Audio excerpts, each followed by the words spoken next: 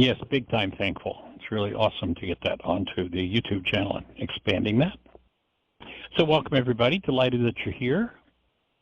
And as we move forward in developing this amazing understanding, comprehension and practice of forgiveness, how the subtleties of it unfold, and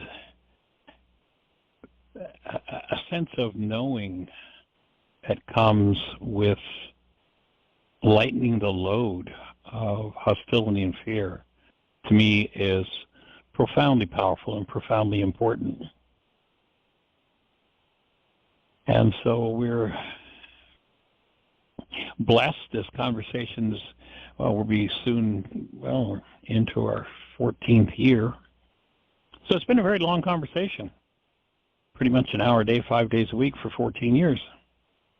And those early archives are getting put onto our YouTube channel so that we'll have them available there as well. Delighted that you're here to share in the conversation. So, Ms. Jeannie, do we have any questions in the chat room? Any questions from the app? Anybody with a hand up in the phone queue? No, it's all quiet on this end. Well, then let's jump into looking at the Enlightenment book on the topic of building the brain cells to reach the ability to build the ability into the mind to approximate the same imagery, the same understanding, using these English words that are so far from Aramaic meanings. And so we're going through, I'm not even sure how to quantify how far through we are, but we're going through and looking at the different passages and looking at the nuances, which sometimes the nuance doesn't really mean a whole lot, but then pieces come up that just open new insights, at least for me. So, and I'm doing my best with having worked with this manuscript for the last 43, 44 years now, to bring everything that I've had the privilege of experiencing with it. So we're into Matthew chapter 12, 25 to 37. And so Yeshua is looking at, he speaks of the fact that he knew the cause of their inner thoughts and said to them, every kingdom which you divide against its Napsha, and it would be its true self, will decay, and every house and city which shall be divided against its Napsha will not last. And I think when we realize that that word Napsha would be the equivalent of our word soul, it would represent our human beingness.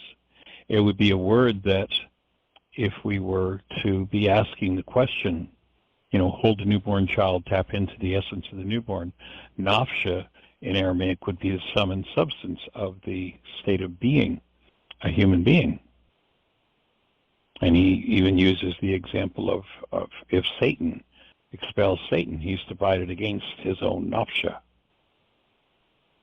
How can that kingdom stand? And if I, as a prince of evil, expel sons of demons, what causes their expulsion? If this be the cause, you and I make them our own contemptors.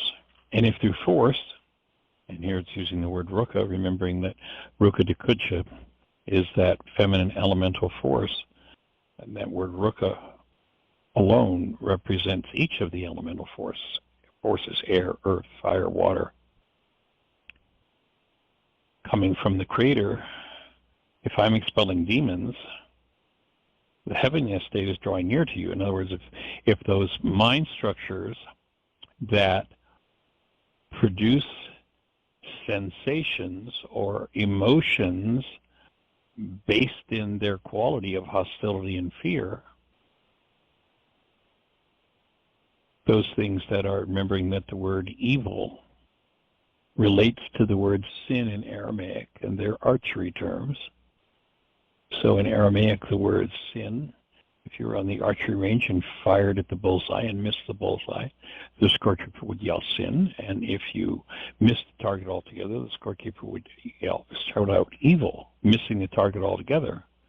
So recognizing that this word demon in Aramaic is not referring to the Greek idea of there are these external evil creatures out to get us, but rather there are structures of the mind itself that as we eradicate, or we could say as we forgive,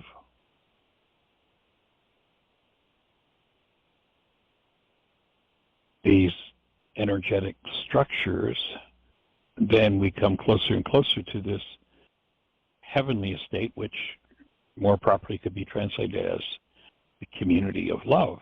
So that which generates a competing or a conflicting energy with love, as it's weakened, more and more one naturally stands in the space of their own Napsha, the space of their own human beingness. So the question is asked, how can a man enter the house of the strong and plunder therein, except he first bind the strong one and then plunder the house? He who is not with me opposes me, and he who does not gather together with me scatters the scattered. Because of this I say to you that every error, every energy that's off the mark will be forgiven to men. And this one is, and uses the word blasphemy, speaking against. Rukha prohibits forgiveness from happening in men. The Greeks translated that as, if you deny the Holy Spirit, then you've committed the unforgivable sin. That's such a tragic interpretation. So many people having condemned themselves, believing that they've done this thing and been told by the Greeks that it was unforgivable, and therefore they were condemned forever. Just a tragic, not mistranslation, but misinterpretation coming from a thought foundation that is just so far separated from the Aramaic that it could create that kind of tragedy. I can remember people over the years that, have come to some kind of an understanding of the teachings of Yeshua, and then in the last result, they hold themselves literally condemned, literally destroyed, ultimately, eternally destroyed, because of this single mistranslation. So, having free will, Rukha, that elemental force which will undo the effects of our errors, if invited to, if it's spoken against, there's no such thing exists, therefore that's not possible.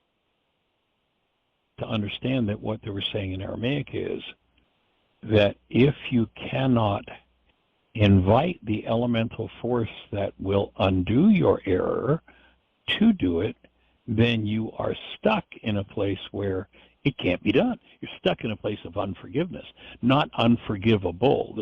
This tragic mistranslation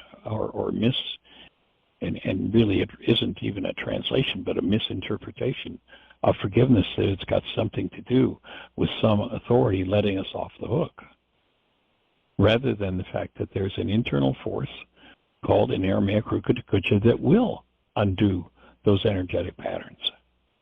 And if we can't accept it, if we can't invite it, if we speak against it, blaspheme in this case, the word is used, then we don't have advantage of its activity.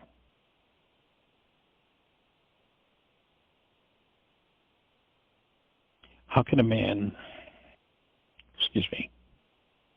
and we're on page 57, and whoever speaks a word against the Son of Man can experience forgiveness, but who does so against Rukha, I would say he will not be able to access forgiveness, neither in this world or the world which is to come. In other words, he's saying, you can deny me, you can speak against me, no big deal. So many people, it's like they make Yeshua the end-all and the be-all rather than his teaching the end-all and the be-all. And in this particular passage, he's saying, it's okay if you deny me, but there's a power in you that is the elemental force which can shift your total energy field, the only force that can do it. You can't do it on your own. And if you deny it, then you're stuck with it. Of course, that would be there's a footnote here that says as long as the denial continues. When I let go of that denial, and if I haven't bought into the Greek idea of, I've been eternally condemned because I, quote unquote, denied the Holy Spirit, that when I undo my denial, then I recognize that elemental force is there within me to support me and assist me, and the energies that on my own I do not know how to move, it has the power to move them. And down toward the bottom of 37, there's an editor's note, and it's referring to the statement we just read. Whoever speaks a word against or denies the Son of Man can experience forgiveness, but whoever does so against Rukha, I say, he will not be able to access forgiveness. So Yeshua in this statement is addressing the issue that in our human minds, we do not have the capacity to undo the massive quantity of data that go into making up our darkened perceptions. Just with a 9-bit mind, the underlying generational patterns, the epigenetic impact of generations and generations and generations of separation from love, that we don't have the capacity to move that energy, but there is a power in us that does, if we can understand it, cooperate with it, accept it.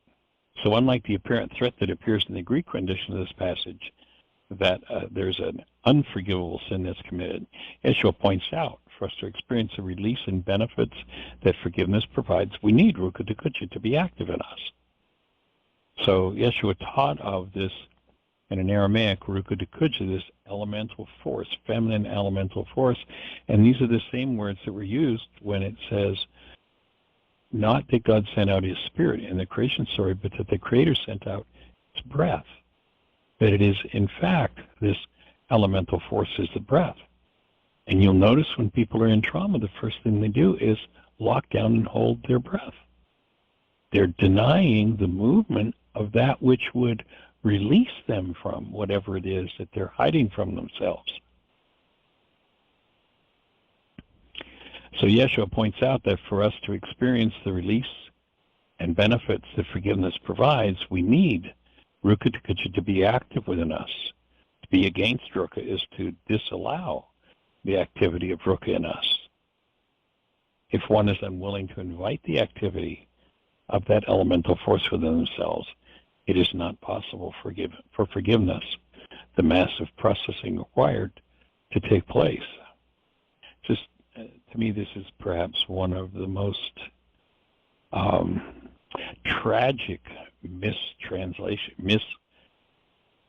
Again, I do it the dignity on occasion of calling it a translation, but it really isn't. It's just a total and complete misinterpretation. So either cultivate a beautiful tree and its beautiful fruit, or a tree with those energies that are off the mark, evil, and its evil fruit. And by its fruit will the tree be known. And on to 58, sons of vipers. That is, those who are locked into this hostility and fear-based mind. You look in the world today and you see so much hostility, so much fraud and lying and cheating. And he says, sons of vipers, how can you utter heavenly words, the evil that you have? For the excesses in the mind cause the mouth to speak. we're going to, if we recognize this thing that's called regulatory speech, if we catch ourselves, our own words, if we step back and observe words based in hostility or fear, where we deny that we have any hostility or fear, and we can recognize that those types of words are there, then we have the opportunity to begin to change that part of our own unconscious mind. So, remembering again in Aramaic that we could properly translate the words heaven into community of love. So a man with words based in the community of from love, from his store of words based in love, brings forth words that reflect that love. A man evil from his store of evil words, those words that are off the mark, those words that have missed the target altogether, brings forth words that are totally off target. So when love starts locking into words of rage and guilt and fear and trauma and hatred and vengeance, and you just need to listen to the words that a person uses to know what direction their behavior is moving in.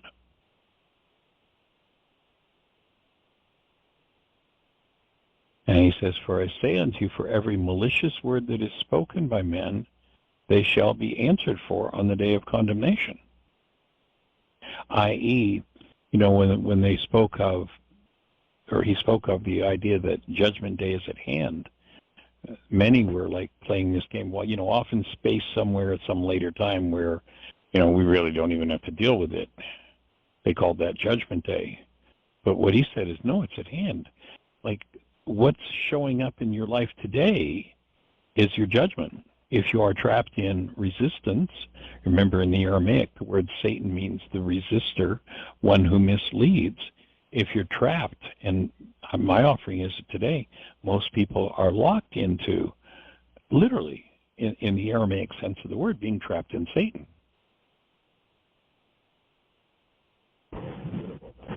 So you're either going to speak words from wholeness or words that will try you. So when he's speaking here of the day of condemnation, he's speaking of the day in which the results are expressed, and that's today. And if we really start to understand and recognize this idea of regulatory speech and clean up our speech system, then we change the expression of our lives by shifting out of the words. Whenever words based in hostility or fear show up, if I begin to apply the forgiveness process, then I'm going to be freed of those energetic dynamics.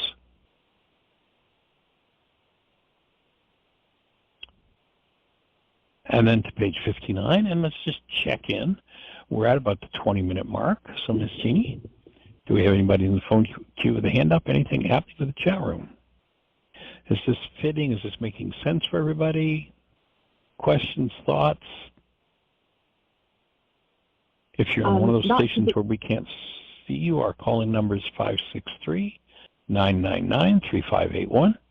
If you call that number, you'll be listening to the show, and if you push 1, you'll be on with us having a conversation. Go ahead, Jeannie. I was just going to say, right towards the end of the show yesterday, we do have a hand up. Right towards the end of the show yesterday, Yinka was in the chat room, and she had said that she was internally working on guilt, which seemed to follow her everywhere. And we didn't have time to address it on the show yesterday. I did send her a link to where there were actually 3 shows where you discussed the emotion of shame and the emotion of guilt and the emotion of grief. So I did send her those links, and they are in the notes for yesterday. Don't know if you want to add something for her there.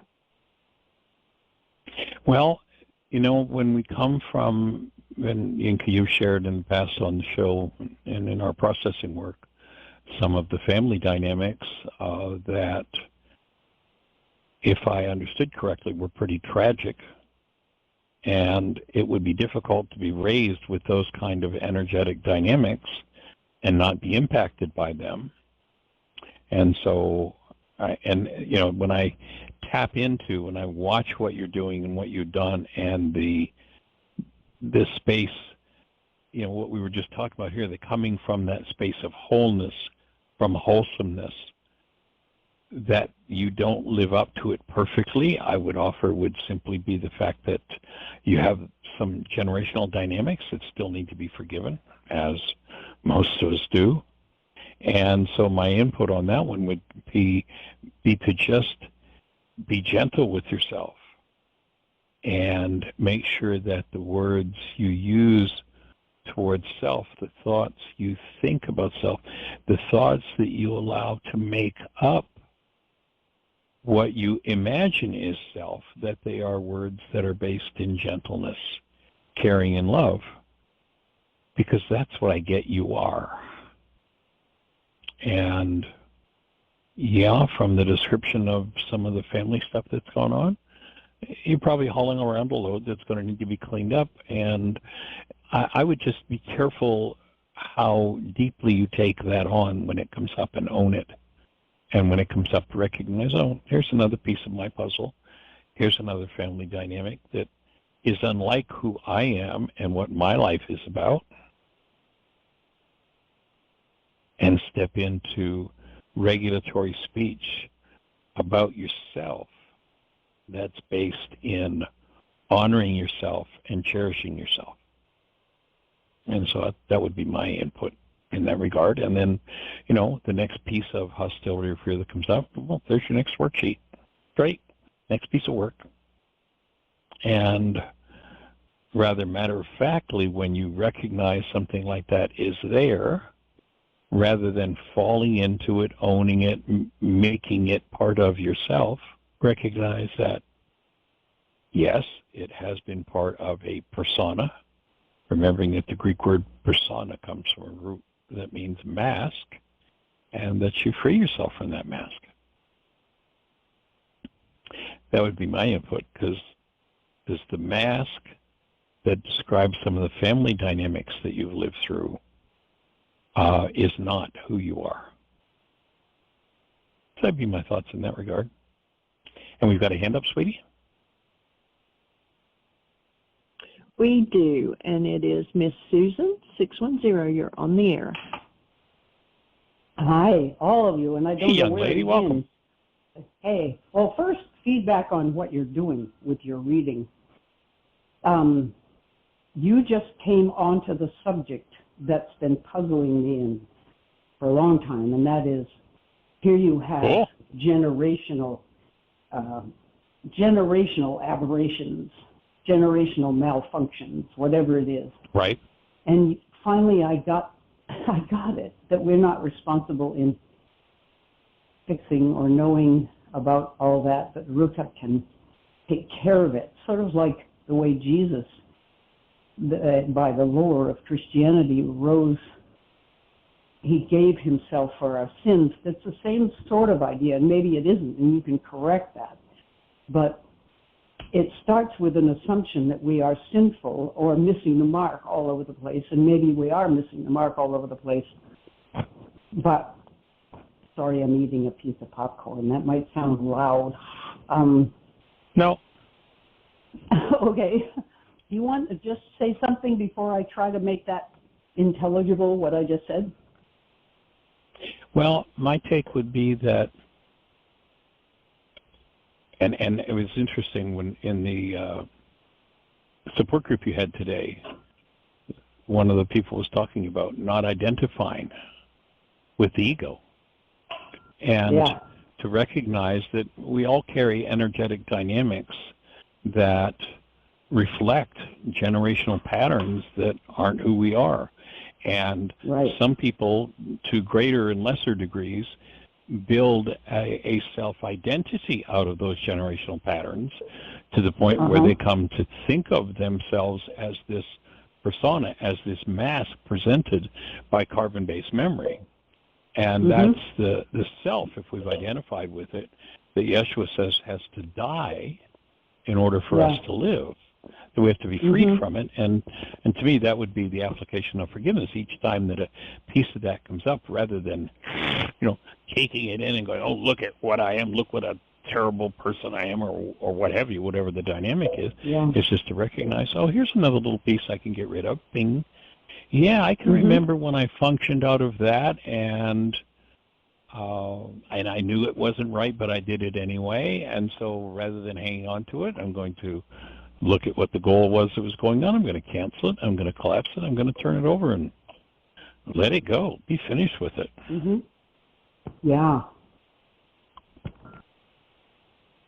Well, she and John are our most enlightened partners in that group.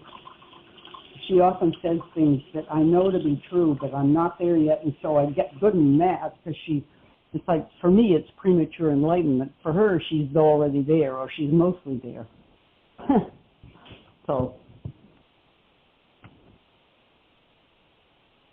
and thank you so much for coming on that group. I was just floored that you came.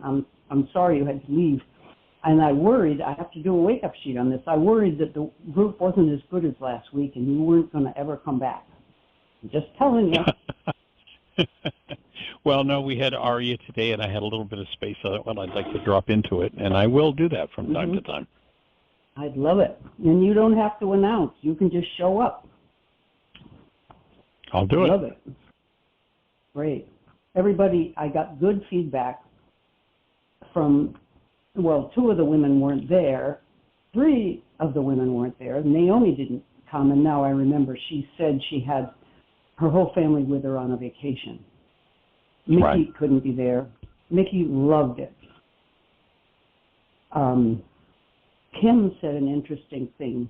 She said, I've always felt that the support group was different than the radio show. The support group was, you spoke maybe longer, you stayed on your story a little longer, you did this or that. Michael would take a word, a person would say 3 words, and you'd say, stop. Intelligent, responsible communication has to happen here, and you would correct. You did that with Naomi a couple of times, and Ellen said, oh, that's just his enthusiasm. He can't wait to teach about the tools, and here's somebody heading right into trouble, and he's going to stop him. But I thought the distinction in Kim's mind, which I had never made, is that a support group is one thing, and the radio show is another one. And I think she expects you to get in and be the teacher right away. If something runs off the track, you will stop them. And she was surprised that happened in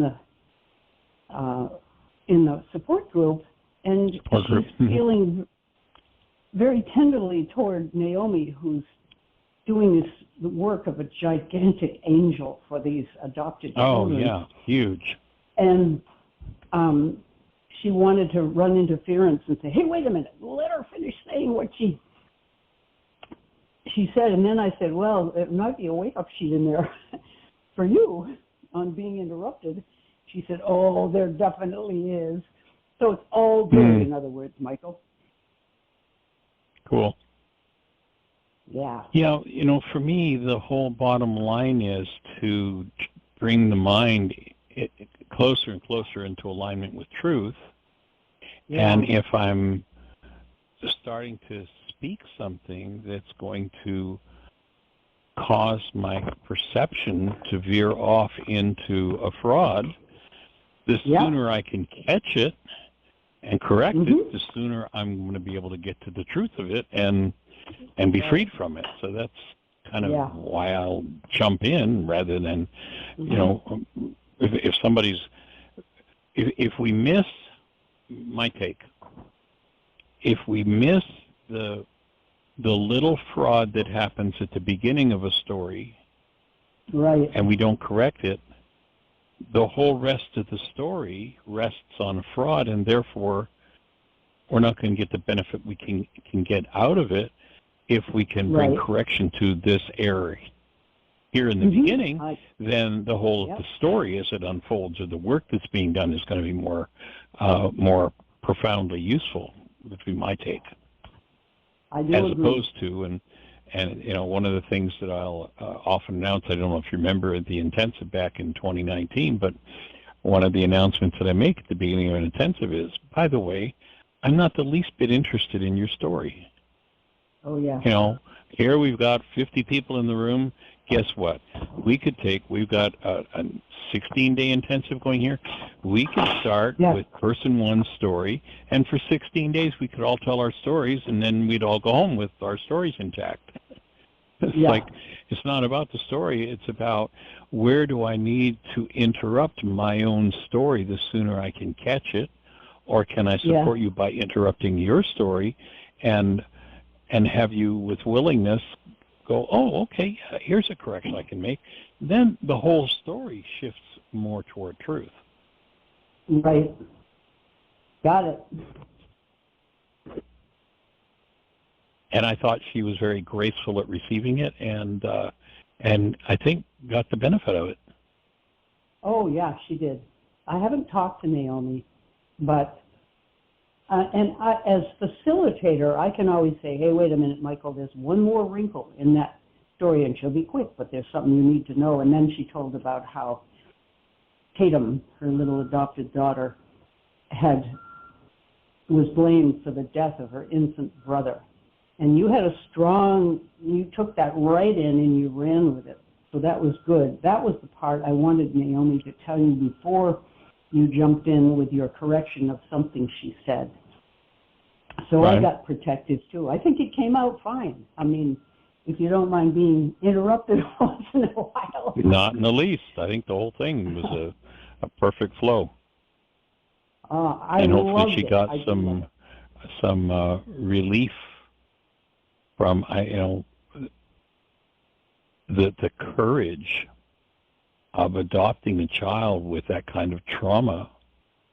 Mm-hmm. And I'm certainly, anytime she needs support, I'm certainly 1,000% on her team for being able to process through and support that little one being freed of that kind of generational pain.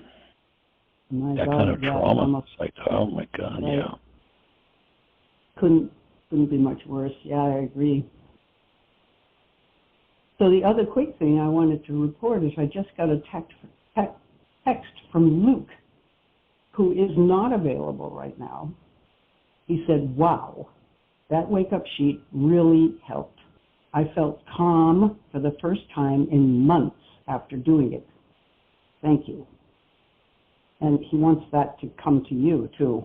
And he'd like to work with you. He can't even do a wake-up sheet today. He's both in school and working a job. Right. So, sounds like a lot on his plate.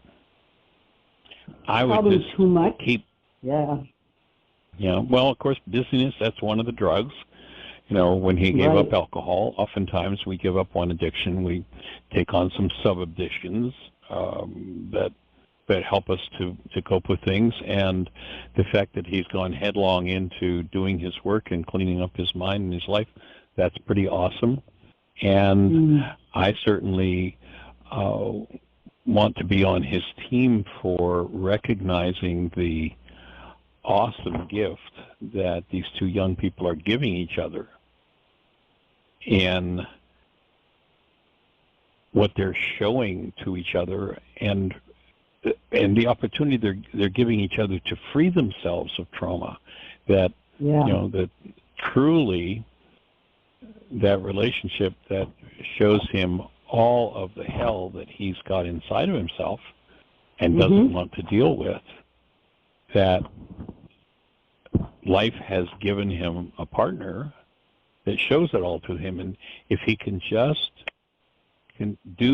keep recognizing that and keep cleaning up his mind, rather than taking those unresolved parts of his mind and through the file folder effect, hooking him into his brain's image of her.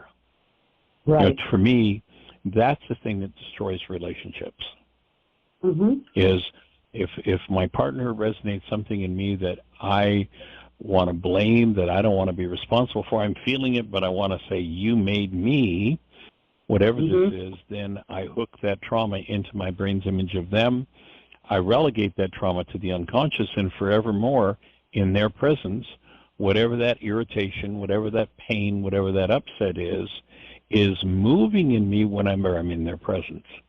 And sadly, if people don't understand that and allow that to unfold, then that's the destroyer of relationship. That's the thing that sooner or later, that unconscious trauma hooked into one's brain's image of another that's activated just by being in their presence is what leads people to say, well, yesterday I cherished you, I honored you, I just, loved the heck out of you, to get out of here, I don't ever want to see you again.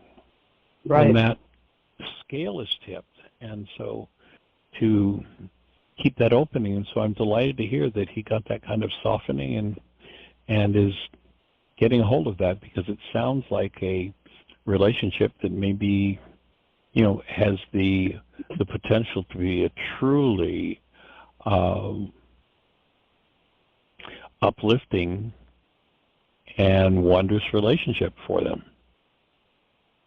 When I told him about your idea of the healing crisis, it was like he flipped. He just said, to look at it that way, instead of just we're fighting for our lives, we're fighting for our relationship, but it's a healing crisis. He loved that. Yeah. My one question my question to you is, you know how it's been with Jacob, and I don't know whether he'll be back. It's hard to tell, because right. There is something that the conventional world calls mental illness there. There is in his case, he's got this bipolar narcissism diagnosis. And I understand diagnosis to people who don't know. On the other hand, he's not available to any of us in his family who have loved him and supported him from the beginning. He's not available to us, or we're not available to him right now. And Luke is afraid that his girlfriend is like his brother, that it's gone one notch more, and she may not be willing or able somewhere in there to do that work. And I didn't know what to say to him about that. Well, my take would be, so now not only is his girlfriend resonating for him the dynamics of his power person, but is resonating some of the dynamics of his relationship with his brother. And so that, again, would be his next piece of forgiveness work. That would be his next worksheet.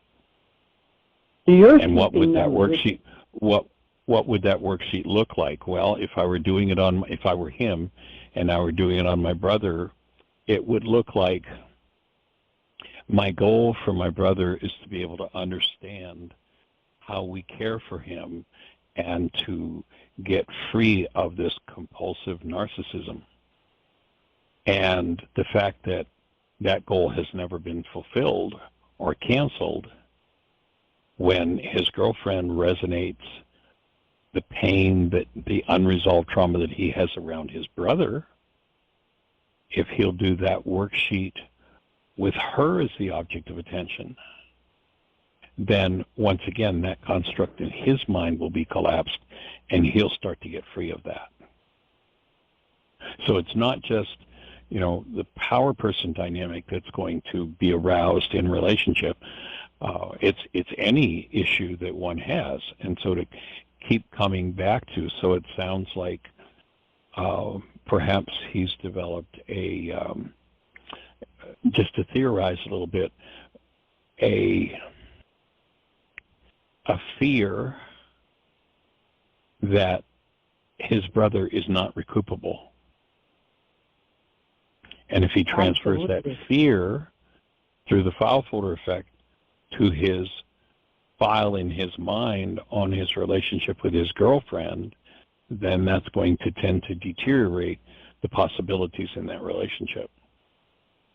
When he can forgive that in him, he can free that energetic tie to his brother and refrain from adding it to the burden of what he and his girlfriend each have to work through to truly be in relationship.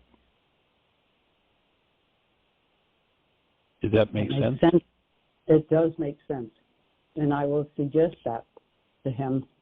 Yeah, that might be the next worksheet to do. Maybe to do parallel worksheets, one on his brother and the goal he holds for his brother, to be able to recoup, to be able to come back, to be able to, really be in relationship with him again, and then the fear around that same thing with his girlfriend, parallel worksheets. And he's got the model of having literally given up on his dad, who is in his 60s now. Right. And is not available to learn what Lukey is trying to become conscious of and learn. So Luke won't interact with him at all. So that is something he probably is afraid of with his brother and with his girlfriend. Right. So then there would be a trio of worksheets to do then, the same worksheet on Dad. Dad was lost to him. He has this fear that his brother is lost to him, and I can see that he has the potential to transfer that fear as a fait accompli in relationship to his girlfriend, and that would be a big mistake. Yeah. What I like here is that you keep bringing it back to Luke and what Luke can do.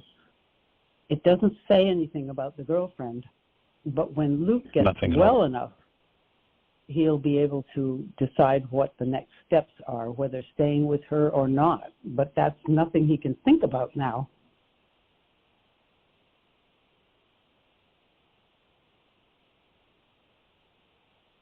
Yeah, we live in such a world, and I've said this 100 times, you've heard it 100 times, but so very early, like by 3 or 4 years of age, because of the modeling, whether it was Dad coming home from work all steamed up about what the boss did to him today and complaining about the boss, and the boss is going to fire me, and the boss, docked my paycheck, or the boss, whatever, that so deeply embedded, of course, it's in the genes, and then it's modeled this one world universal religion of blame. And to redeem oneself from that is monumental. And of course, the way that looks in the mind is, see how this makes me feel? See what this does to me? See what you did to me? Right. And to keep sweeping that one out of the way, to keep forgiving that one and going, oh, yes, my mind tells me you did that to me, but guess what? Look what I've got happening inside of me. When I can address it directly, I can free myself of it. When I put it into my brain's image of you, I've hidden the root of it from myself, and therefore I can't heal that in myself. Yeah. So to just keep moving forward, and if there's any given worksheet that he's done, i.e. that first one you did with him or the one you just did with him that produced such powerful results, to recognize that result is available to him with every issue that comes up in his mind. No matter how hopeless it seems, that result, that healing result, is available with every issue that comes up. And That's that great. he can stand as the space of conscious, active, present love with whatever anybody does in his life, because that's who he is. And the number one order of this work is to maintain your human life rather than give it over in blame to some generational pattern that says, oh, I'm doomed because of that. No, the only thing I'll ever be doomed by is what I'm not willing to face and deal with in myself. And, when I think about his tender age, when I think about how recently, one, how deeply, as you had shared with us, how deeply he was ensconced in alcohol and how tender his age is at freeing himself from it, I think he's got the world by the tail. I think he's just going to rock through every layer that comes up. And with Orb there by his side, that's such a blessing. Well, I'm trying to stay I mean, when really I think healthy about it, Go ahead. What is he now, 19? He's 25. Lukey is the oldest okay. I was one. thinking he was younger. Okay.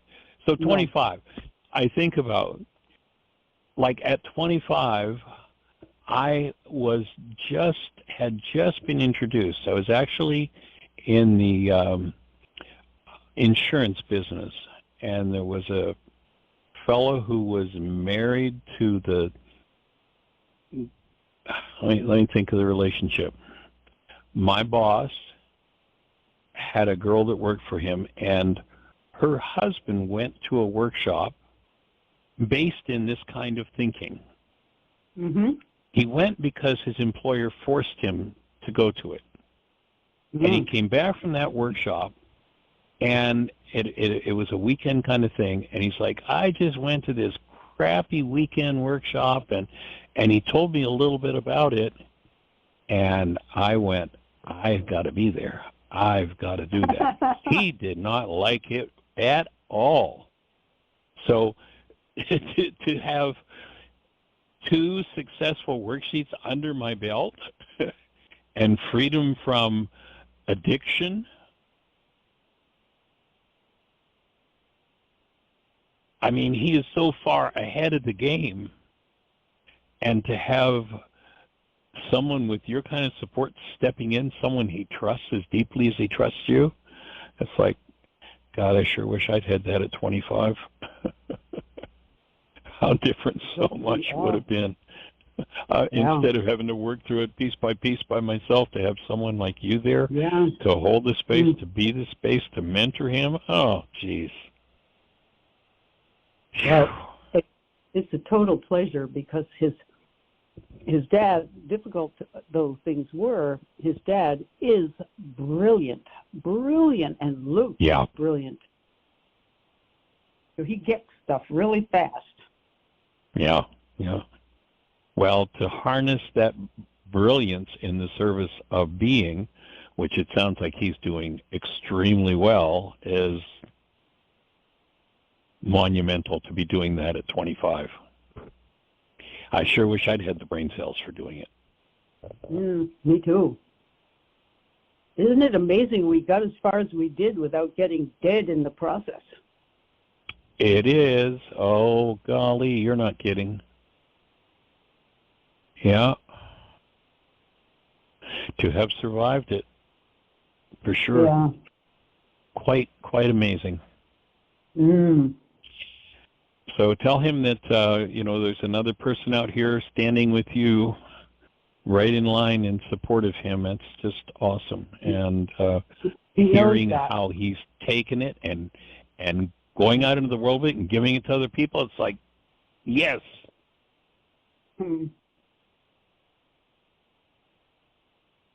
So cool. Yeah, he does know that, Michael. He said that yesterday. I know Michael Rice is there. I think the world of him. He has helped me so much. Something like that. Well, we're definitely on his team. Totally. Yes. Okay, that's well, all any other thoughts for you, young lady? No, thanks, but thanks again for just popping in. And it was a little thin today. We had 3 absences, and so we should be back in the saddle in a while. Cool. All right. And I'll say hi to everybody. I want to buy John Brighton a truck. I know that's a silly joke, but I want him to have a truck. Well, we'll hold the space. Did anything open in regard to that worksheet suggestion that I had? He was lying down in his bedroom by then, and all I could see was his feet. But we yelled into the computer and said, "This is what Michael says." And I read him your text to me after you'd left the meeting. And he said, let's do it. Good, So good. on Well, board. you'll remember when I asked the question, after the second time, he stated that was his goal, and he was like, that was what, 50 years ago, 60 years ago? Yeah. And he still was really clear that he's hanging on to that goal. Mm-hmm. That could make a major shift in his physiology, in his process. It might. And when I asked him the question, he just totally, completely ignored it and went on to something else. That's why I texted you afterward to say, this is going to be a big piece of work for him. Yeah. He wants to do it. In fact, Tim suggested after we got off the show that we arrange with John during the week to do a wake-up sheet on the show next week, and if not, to have me do one with him during the week. I'd rather have you do it with him, but, in fact, that might be arranged. We could arrange it. Yeah.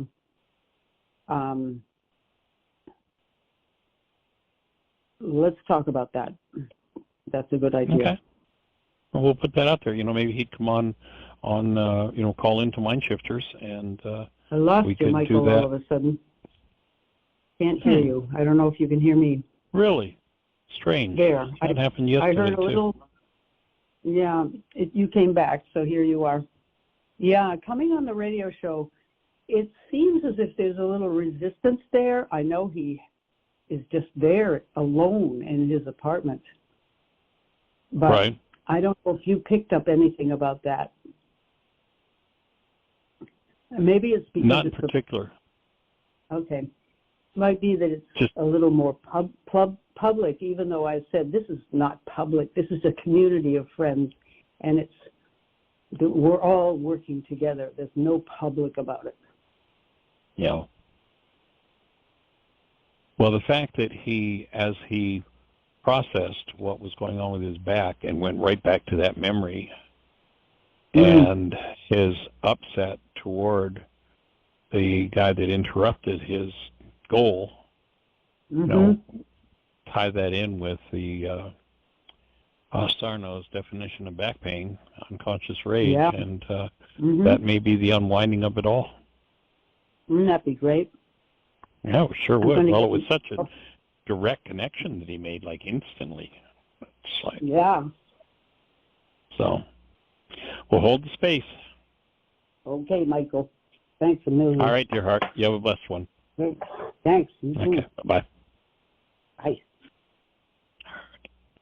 All right, well, Miss Jeannie, we're down to about 5 minutes, so do we have anything happening in the chat room or anybody in the phone queue with a hand up? No, on both occasions.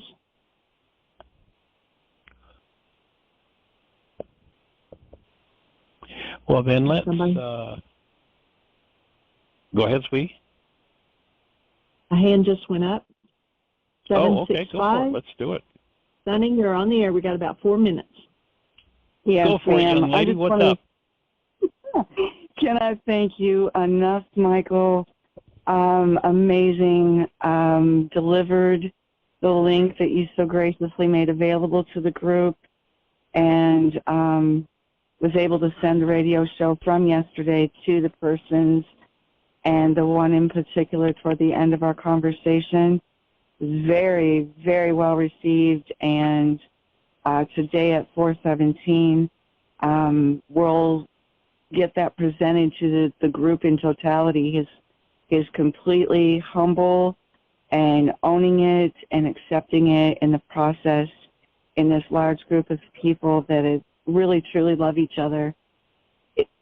Cannot thank you enough. Cannot thank you enough. I have been in tears of gratitude, except for when I was sleeping, basically, in calm since the show yesterday.